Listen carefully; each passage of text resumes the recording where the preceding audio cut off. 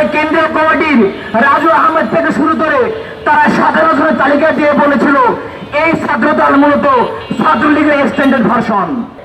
তার ধারাবাহিকতায় 2001 সালে বুয়েটের মতো শিক্ষা প্রতিষ্ঠানে সাবিকুন নাহার শ্রমিককে তারা গুলি করে হত্যা করে ক্যাম্পাসে গোলযোগ সৃষ্টি করে। শুধু তাই নয়, 2002 সালে ঢাকা বিশ্ববিদ্যালয়ের রোকেয়া হলে রাতভর আমাদের বন্ধের উপরে তারা জুলুম করেছিল। রাতভর আমাদের বন্ধের উপরে অমানসিক জুলুম চাপিয়ে তারা আইনের হাত ব্যবহার করে তারা সেখান থেকে নীরবে পালিয়ে গিয়েছিল। শুধু তাই নয় সংগ্রামী বন্ধুরা, আপনারা দেখে থাকবেন 1993 সালে ইসলামী ছাত্র শিবির আজকের মতো করে রাজপথে নেমেছিল। তৎকালীন কেন্দ্রীয় সভাপতি হামিদ হোসেন আজাদ ভাই বলেছিল, বিএনপি আপনারা যদি ছাত্রদলকে কন্ট্রোল না করেন তাহলে আমরা সরকার পতনে আন্দোলনে যেতে বাধ্য হব। এবং শিবির আন্দোলন করেছিল। 1996 সালে বিএনপি ক্ষমতা ত্যাগ করতে বাধ্য হয়েছিল। আমরা আশা করি ইসলামী ছাত্র শিবিরকে আপনারা এমন কোন কর্মসূচিতে বাধ্য করবেন না। আমি বলতে চাই, ছাত্রদল শুধুমাত্র নির্যাতনমূলক কাঠামোর মধ্যে বদ্ধ ছিল না, তারা যুগে যুগে ছাত্রলীগ পুনর্বাসনের কাজটি করে গেছে। আপনারা খেয়াল করে দেখবেন, কয়েকদিন আগে ঢাকা বিশ্ববিদ্যালয়ে একটা কমিটি হয়েছে। সেই কমিটি হওয়ার সঙ্গে সঙ্গে ছাত্রদলের কয়েকজন সঙ্গে সঙ্গে তারা সংবাদ সম্মেলন থেকে প্রতিবাদ জানিয়েছে। তারা এভাবে বলেছে, ছাত্র দলের প্যাডে ছাত্রলীগের কমিটি প্রদান করা হয়েছে।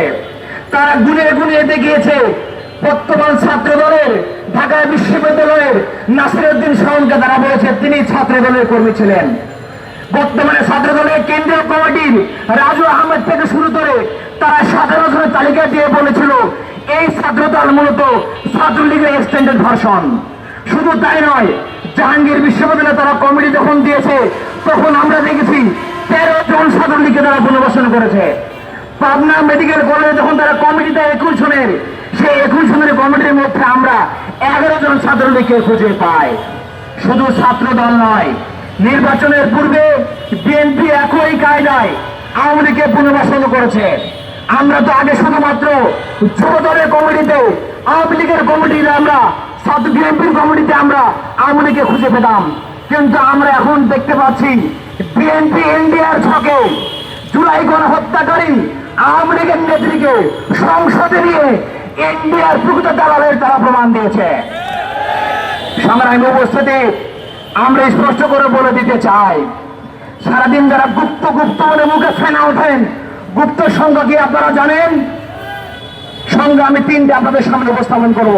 সংখ্যা নাম্বার 1, যারা সেনাবাহিনীর কাছে মুসলেখা দিয়ে বলেছিল আর কোনদিন রাজনীতি করবো না, তারা লন্ডনে 17 বছর লুকিয়ে থেকে ক্যামেরার সামনে মুখ দেখে ভারতের অনুমতি নিয়ে তারা দেশে রাজনীতি করে, তারাই প্রকৃত গুপ্ত। সংখ্যা নাম্বার 2, যারা অন্তর্বর্তী সরকারের সময় নিজের গায়ের উপরে নিরপেক্ষতার খোলস লাগিয়ে নির্বাচনে ইঞ্জিনিয়ারিং করে দলীয় সরকারের জনগুরুত্বপূর্ণ মন্ত্রণালয় তারা ভাগিয়ে নিয়ে যারা বলে সবার আগে বিএনপি, তারাই প্রকৃত গুপ্ত।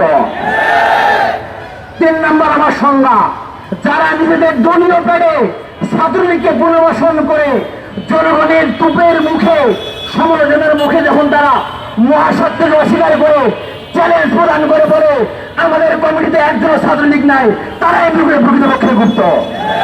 সম্মানিত ভাইরা, এই গুপ্ত সত্য প্রকাশ্য আলটিমেটলি কোনো বিষয় না, এটি একটা টার্ম কার্ড। বিএনপি সরকার যখন ধারাবাহিকভাবে দেশ চালাতে ব্যর্থ হয়েছে তখন তারা প্ল্যান করে গুপ্ত ট্যাগ দিয়ে ছাত্রদলকে মাঠে নামিয়ে দিয়েছে, যাতে করে জনগণের দৃষ্টিভঙ্গি অন্যদিকে আড়াল করা যায়, অন্যদিকে প্রভাবিত করা যায়। মনে রাখবেন, জনগণ এখন বোকা না।